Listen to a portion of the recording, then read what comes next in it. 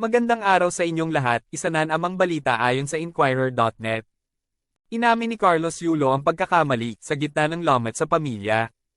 Ang two-time Paris Olympics gold medalist na si Carlos Yulo ay nagpatuloy na hindi umimik tungkol sa kanyang hiwalayan sa kanyang pamilya, ngunit, sa pagkakataong ito, inamin na nakagawa siya ng mga pagkakamali na naging sanhi ng kanyang pagdurusa sa karma. Si Yulo at ang kanyang kasintahang si Chloe San Jose ay naging panauhin ni Tony Gonzaga sa kanyang channel na na-broadcast sa kanyang YouTube channel noong ika-22 ng Setyembre. Sa panayam, sinabi ni Gonzaga na naging vocal ang pamilya ni Yulo tungkol sa kanilang hindi pagkakaunawaan, shooting posts at komento dito at doon. Sa social media, habang ang gymnast ay halos nag-iisa na si San Jose ang gumaganap bilang kanyang tagapagtanggol.